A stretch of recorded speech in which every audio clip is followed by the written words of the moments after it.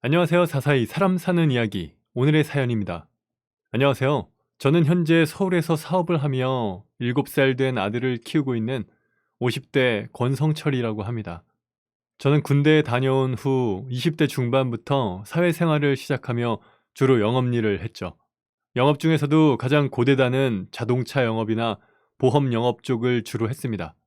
많은 돈을 벌지는 못했지만 그래도 이 정도 벌이면 가정을 꾸리는데 무리는 아니라고 생각한 저는 20대 후반이 되었을 때쯤 연애하던 여자와 결혼을 하려고 했죠.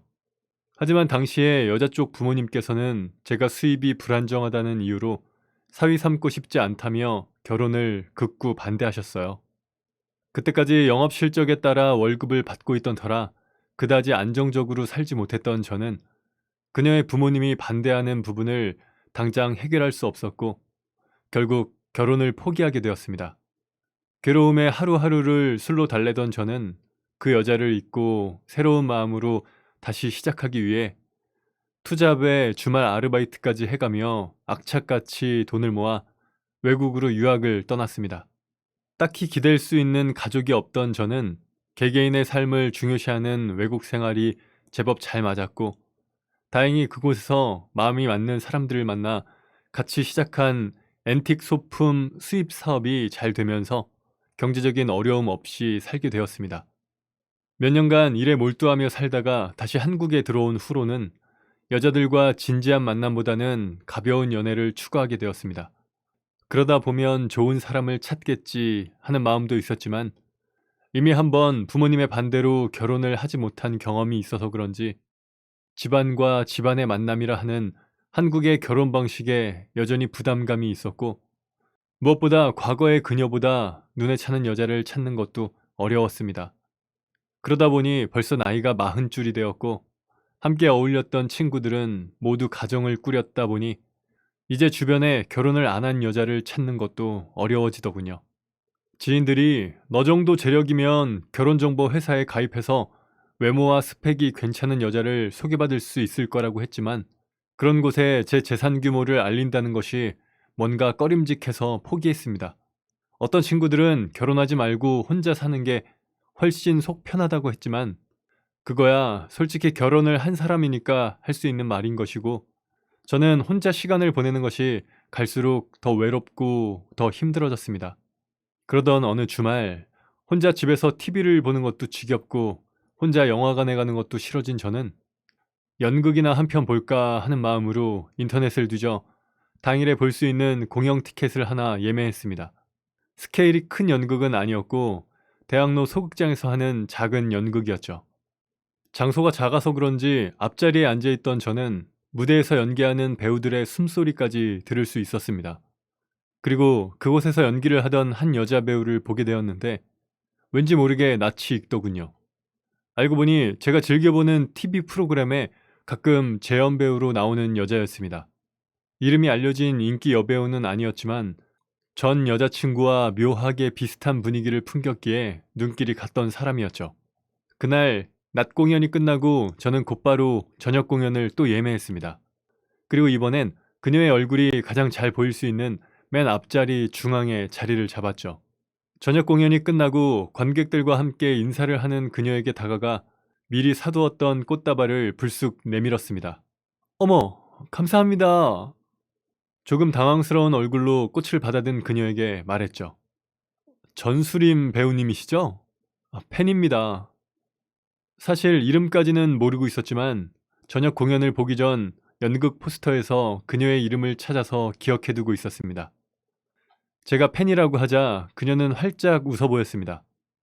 밝게 웃으니 전 여자친구와 더 많이 닮아 보이더군요. 그 다음 주말에도 저는 그녀의 공연을 보러 갔습니다. 그리고 공연 후 이번에는 작은 선물을 건넸습니다. 제가 수입해오는 제품 중 가장 비싸고 고급스러운 석고 방향제였죠. 그리고 선물에 슬쩍 대표 권성철이라고 제 이름이 적힌 명함을 끼워서 주었습니다. 이틀 뒤 그녀는 선물해주신 방향제 향이 너무 좋다고 메시지를 보내왔습니다. 그렇게 저는 그녀와 연락하기 시작했죠. 수림 씨는 28살로 저와 무려 12살이나 나이 차이가 났습니다. 하지만 띠동갑의 나이 차이는 우리 사이에 문제가 되지 않았습니다. 수림 씨는 배우들은 나이 차이가 많이 나는 사람들과 만나는 경우가 많기도 하고 자신 또한 그런 것에 편견이 없다고 직접 말하더군요. 솔직히 저도 이렇게 어리고 예쁜 여자가 관심을 가져주니 마다할 이유가 없었습니다. 그 후로 저는 그녀와 자연스럽게 만남을 갖게 되었습니다. 수림 씨는 어릴 때부터 연기를 하고 싶었지만 부모님의 반대로 못하다가 대학까지 졸업한 후에 비로소 연기를 시작할 수 있었다고 했습니다. 나름 괜찮은 전문대를 좋은 성적으로 졸업했기에 바로 취업을 할 수도 있었지만 연기에 대한 열정이 식지 않았고 본격적으로 배우가 되기 위해 연기 학원을 다니며 노력했다고 했죠. 자비로 프로필 사진을 찍어서 단역 배우를 캐스팅하는 사무실에 돌리고 다니다가 작은 역을 맡게 되었고 좀 더 폭넓은 연기를 하며 커리어를 쌓기 위해 극단에도 들어온 것이라 했습니다. 일이 적어 수입은 많지 않지만 자신은 이 일이 너무 좋다고 하는 수림 씨는 가끔 단역 배우로 나오면서 저처럼 자신을 알아보는 사람들도 생겼다고 했죠. 그래서 그런지 그녀와는 대부분 룸으로 된 식당에서 식사를 하고 커피는 차에서 마신다거나 하는 식의 몰래 데이트를 즐겨야만 했습니다. 밤늦은 시간에 공원이나 한강 산책을 할 때도 수리미는 모자를 푹 눌러쓰고 마스크까지 하면서 얼굴을 가렸죠. 가끔은 이런 식의 데이트가 답답하기도 했지만 자신은 얼굴이 노출된 사람이라 어쩔 수가 없다며 이해해 달라고 했습니다. 그러다 보니 수림 씨와 만나기 위해서는 제가 항상 집 앞에 데리러 가야 했고 도착했다고 연락을 하면 그제서야 집에서 나와 제 차에 뛰어들어온 그녀를 데이트 장소에 먼저 내려준 후 주차를 하고 들어가야 했습니다. 가끔은 이게 연인 사이인지 매니저와 연예인 사이인지 헷갈리기도 했죠. 그런데 수림 씨는 쇼핑할 때만큼은 얼굴을 많이 가리지 않았습니다. 물론 실내에서도 꼭 선글라스를 착용했죠. 오히려 실내에서 이렇게 다니는 게 더 눈에 띌 것 같다고 이야기해도 본인이 자주 가는 가게들은 자신의 직업을 다 알기 때문에 괜찮다고 하더라고요. 그런데 사람들이 굉장히 많은 아울렛에 가서도 선글라스로만 얼굴을 가리는데 솔직히 그녀의 기준이 이해가 가진 않았지만 제가 얼굴이 노출된 사람의 입장이 되어본 것이 아니니 그냥 본인 편할 대로 하게 내버려 두었죠. 그렇게 수림 씨와 가까워지면서 그녀의 마음을 얻기 위해 이것저것 참 많이 사주기도 했습니다. 아무래도 직업이 직업이다 보니까 외적으로 관리해야 할 것도 많고 이미지 관리 차원에서 단정하고 귀티나 보이는 게 굉장히 중요하다고 해서 피부 관리나 시술은 기본이고 가방에 옷에 구두까지 필요한 건 거의 다 해주었죠.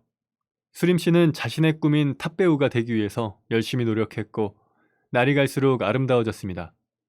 저는 그런 그녀의 뒷바라지를 해주며 묵묵히 응원했죠. 가끔 수림 씨의 수입이 적을 땐 그녀의 오피스텔 월세도 내준 적이 있네요. 물론 자주 있는 일은 아니었습니다.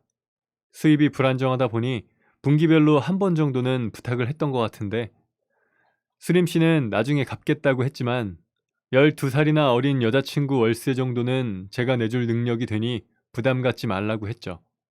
그렇게 만난 지 2년 정도 지났을 쯤 점점 설레는 마음도 식고 여자친구는 너무나도 당연하게 저에게 이것저것 해달라 하니 이제 관계를 정리해야 하나 고민하던 찰나 그녀가 저에게 임신 사실을 고백했습니다. 그렇게 42살에 30살의 그녀와 결혼을 하게 되었네요. 그녀의 뜻대로 우리는 호텔에서 성대하게 결혼식을 치른 후 2주간 유럽으로 신혼여행을 갔습니다.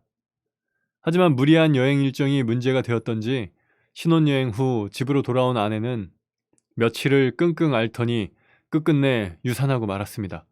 저는 왠지 모를 죄책감에 최선을 다해 그녀를 달래주었습니다. 갑작스레 등 떠밀리듯 해버린 결혼이었지만 이제는 정말 한 집안의 가장으로서 그녀를 평생 사랑하고 책임져야겠다는 마음이 생겨나기 시작했습니다. 시작부터 안 좋은 일을 겪었지만 그것 외에 저희의 신혼생활은 꽤 평탄했습니다. 제 사업은 여전히 잘 되었고 아내는 여전히 자신의 프로필을 여기저기 보내며 배역을 따내려 애썼습니다. 한 가지 걸리는 건 아내가 자신이 결혼했다는 사실을 외부에 숨기는 것이 좋겠다고 했다는 것이었습니다. 처음에는 반대했지만 다시 곰곰이 생각해보니 아직 꽃 피우지 못한 그녀의 배우 커리어를 위해서라면 그 편이 좋을 것 같더군요. 그래서 사랑받는 배우가 되면 자연스럽게 결혼 사실을 밝히기로 약속하고 우선은 그녀가 결혼했다는 것을 감추기로 했습니다. 하지만 아무리 프로필을 돌리고 외모를 가꾸어도 아내가 맡을 수 있는 역할은 여전히 아주 초라한 단역일 뿐이었습니다. 문제는 배우가 되고 싶다던 아내는 그 단역조차 고르고 있었다는 겁니다. 결혼 사실을 밝히지는 않았지만 이제 30살이 넘었으니 자연스럽게 들어올 수 있는 시장 아줌마 역할이나 아기 엄마 역할은 무조건 거절했고 계속 잘 나가는 아가씨 역할만 하고 싶어 하더군요.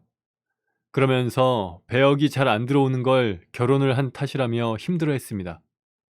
저는 아내가 그럴 때마다 결혼한 사실을 그쪽에 밝힌 적도 없고 연기를 하고 싶다면 이역 저역 따지지 말고 다 수락하라고 말해줬지만 아내의 히스테리는 나날이 늘어만 갔습니다. 그래서 저는 아내에게 딱 1년만 더 해보고 안 되면 아이를 먼저 낳고 다른 분야의 연기에 도전해보자고 설득했죠.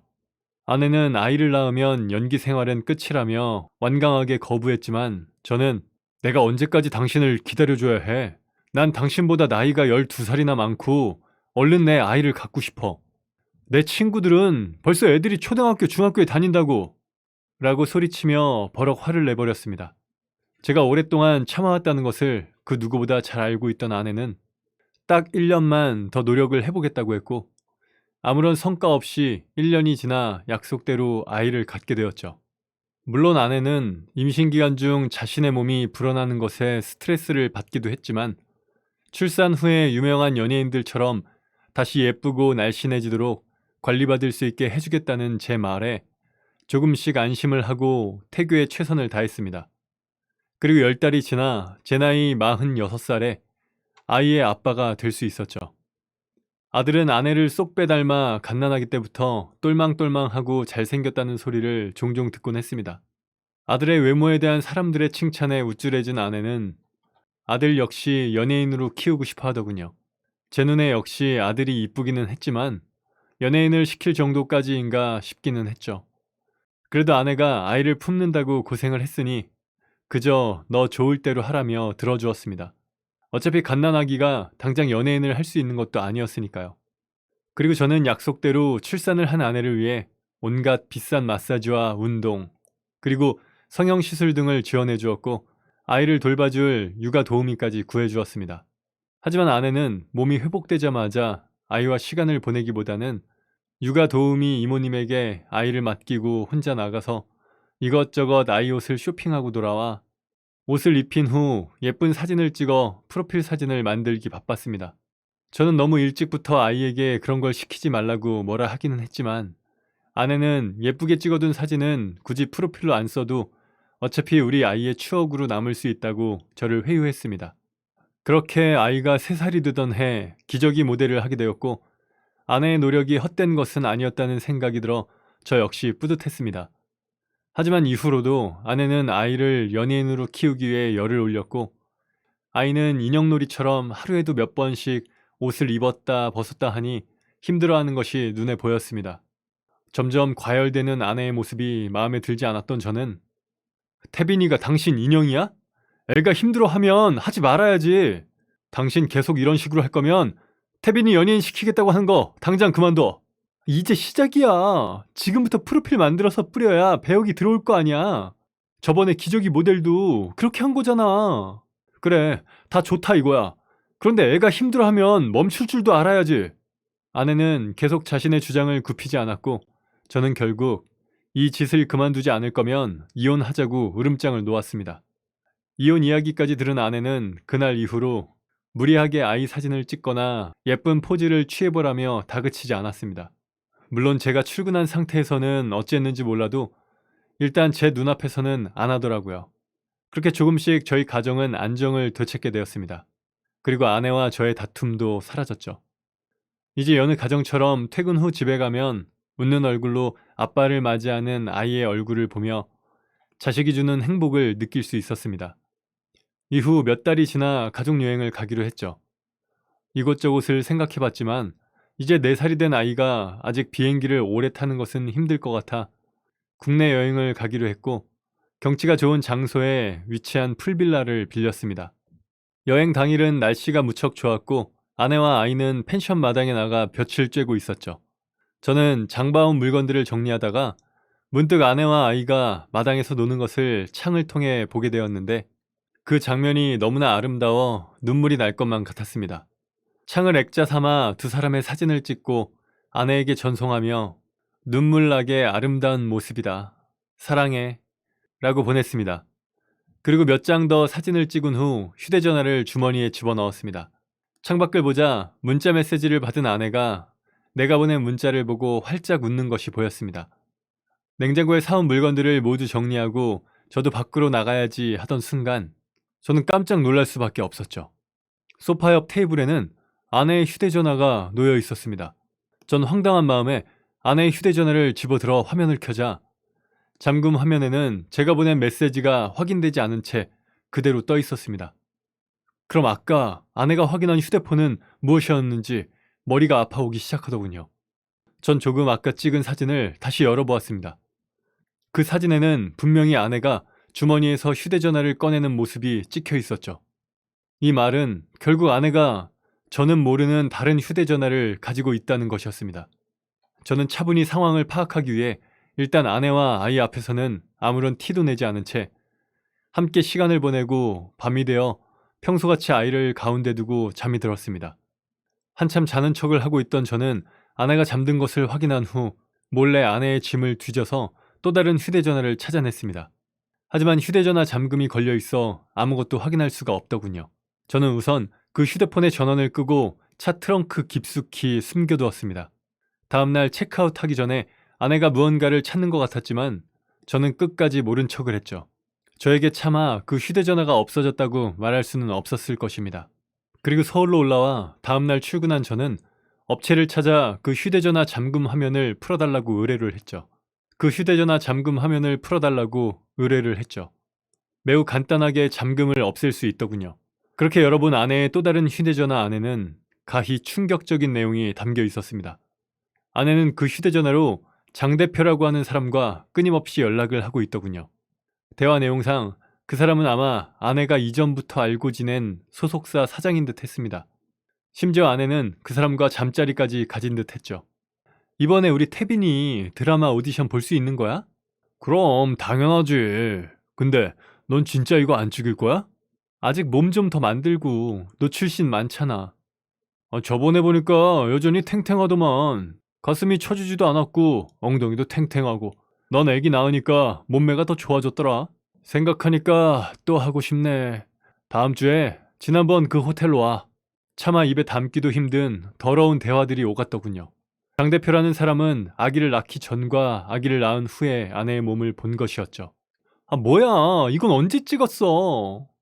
야, 넌 이제 에로 배우에 최적화되었다니까. 나랑 할 때 이 감각을 살려서 이번 작품 잘 찍어보자고. 두 사람은 심지어 잠자리 동영상까지 찍은 듯 했습니다. 동영상에서 직접적으로 아내의 얼굴은 나오지 않았지만 목소리가 분명히 아내였습니다. 그날 이후 저는 아내에게 사람을 붙였습니다. 그리고 조사하는 업체에 의뢰해 그 장 대표라는 사람이 누군가 알아보기 시작했죠. 그렇게 알아본 장 대표라는 사람은 시중 모텔에서 볼 수 있는 싸구려 에로 영화를 만드는 사람이었습니다. 대화 내용상 아내는 이 사람을 통해 연기를 시작한 듯 했죠. 하지만 몇 년 후 에로 영화를 찍는 게 싫어진 아내는 장 대표와 결별을 하고 혼자 단역 배우 생활을 해왔던 것입니다. 다행히도 장 대표의 영화가 대중들에게 크게 알려진 것은 아니었기에 아내의 과거를 아는 사람은 거의 없었습니다. 그래도 누군가 에로 배우였던 아내의 얼굴을 알아볼 수도 있으니 그렇게 오버해서 얼굴을 숨긴 것이었습니다. 그리고 비록 자신은 배우로 성공하는 데 실패했지만 아이 많은 성공한 연예인으로 키워내고 싶었던 아내는 장 대표에게 큰 엔터테인먼트 회사나 방송국 PD들에게 다리를 놔달라고 부탁한 것이었고 장 대표는 아내의 부탁을 못 이기는 척 들어준답시고 잠자리까지 요구한 것이죠. 정상적인 사고를 가진 사람이라면 당연히 장 대표의 요구를 거절했어야 옳지만 예전부터 그렇고 그런 관계였던 두 사람이 다시 만나 잠자리를 갖기는 쉬웠겠죠. 심지어 장 대표는 아이의 연예계 진출에 목을 맨 아내를 꼬셔 다시 에로 영화를 찍으려 한 것이었습니다. 이 모든 것을 알게 된 저는 온몸이 부들부들 떨리더군요. 그리고 저는 당연히 아내에게 모든 증거를 들이대며 헤어지자고 말했습니다. 에로배우? 그래, 100번 양보해서 그건 그럴 수 있다고 치자. 그런데 다시 이놈을 만나고 다녀? 그렇게 배우인지 나부랭이인지가 되고 싶었으면 나랑 결혼을 왜 한 거야? 임신했다는 거짓말까지 하면서. 사실 저는 결혼 후 얼마 안 돼서 아내의 임신이 거짓말이었다는 것을 알게 되었습니다. 제가 그녀와의 관계에서 점점 실증을 느끼고 멀어지려고 하는 것 같자 아내가 임신 결과가 나온 테스트기를 구해 저에게 임신이라고 거짓말을 한 것이었죠. 연기하던 사람이었기에 저를 속이는 데에도 아무런 문제가 없었을 것입니다. 아내가 유산한 직후 차를 가지고 출근을 하던 어느 날 접촉사고가 나서 블랙박스를 확인하던 중 아내가 차 안에서 누군가와 통화하는 소리를 듣고 이 사실을 알게 되었습니다. 신혼여행 다녀와서 유산됐다고 말했지. 내 연기가 많이 늘긴 했나 봐. 오빠가 아무 의심도 안 하더라고. 물론 그 사실을 알고 아내가 저를 속였다는 것에 화가 났지만 아내와의 결혼 생활이 행복했던 저는 모든 걸 덮어버린 것입니다. 하지만 이번 사건은 도무지 용서할 수가 없더군요. 아내는 제가 장 대표와의 모든 관계를 알고 있다는 것을 알고 무릎을 꿇고 싹싹 빌었습니다. 하지만 전 더 이상 아내를 믿을 수가 없어졌죠. 결국 저는 모든 증거물을 가지고 아내에게는 이혼 소송을 하고 장 대표에게는 상간남 소송을 했습니다. 그리고 아이는 바로 엄마와 떨어뜨려 놓았죠. 혹여나 아내나 장 대표가 아이를 빌미로 못된 짓을 할 수도 있으니까요. 아내는 절대 저와 이혼을 하지 않겠다고 버텼기에 우리의 이혼 소송은 꽤나 오랜 시간이 걸렸습니다. 하지만 모든 상황은 저에게 유리했고 저는 이혼 소송도 상간남 소송도 승리할 수 있었습니다. 그리고 소송을 하며 장 대표에 대해 좀 더 면밀하게 조사해보니 불법 음란물 유통에 대한 범죄 정황이 포착되어 경찰에 고발했고 지금은 수감되어 있는 것으로 알고 있습니다. 그리고 전 아내는 현재 병원에 있습니다. 여배우에 대한 환상이 강했던 그녀는 저와 이혼을 하고 난 뒤 친정집으로 갔고 그곳에서 막무가내로 아이를 찾기 시작했다는데 문제는 그것이 사랑하는 엄마가 아이를 잃은 감정이 아니라 마치 자신이 공들인 작품을 빼앗긴 사람처럼 집착하는 모습을 보였다고 합니다. 그 증상이 점점 심해지자 장인 장모님이 정신과 치료를 받을 수 있도록 병원에 보내게 되었다네요. 치료를 받으면서도 지속적인 집착 증세를 보이던 아이 엄마는 결국 입원까지 하게 된 것이죠. 그리고 저는 지금 아이와 잘 살고 있습니다. 아이는 이제 7살로 키도 많이 자라고 축구도 제법 잘합니다. 비록 엄마는 없지만 살뜰하게 돌봐주시는 이모님이 계시고 주말이면 저와 여기저기 놀러 다니기도 하면서 평범한 사내 아이로 크는 중입니다. 현실을 고려하지 않은 잘못된 욕망이 자신의 목적을 이루기 위해 잘못된 선택을 할 수도 있고 심지어는 본인의 자식을 이용하기도 하는 무서운 결과를 가져올 수도 있다는 것을 이번 일을 통해 알게 되었네요. 아내와 장 대표의 사건은 아이에게도 저에게도 큰 상처로 남았습니다. 그리고 아마 저는 아내복이라는 것이 없는 사람인 것 같다는 생각을 하게 되었죠. 하지만 사랑하는 아들이 있으니 더 이상 결혼은 안 하는 게 좋을 것 같습니다. 이제 저 혼자만이 아니라 사랑하는 제 아이도 있으니까요. 앞으로의 우리 부자의 인생에 행복한 일만 있기를 간절히 바랄 뿐입니다. 지금까지 제 긴 이야기를 들어주셔서 감사합니다. 네, 오늘 사연은 여기까지입니다. 사람 사는 이야기, 채널 구독과 좋아요, 알람 설정 부탁드립니다. 전 다음 시간에 더 재미있는 사람 사는 이야기를 가지고 찾아뵙겠습니다. 감사합니다.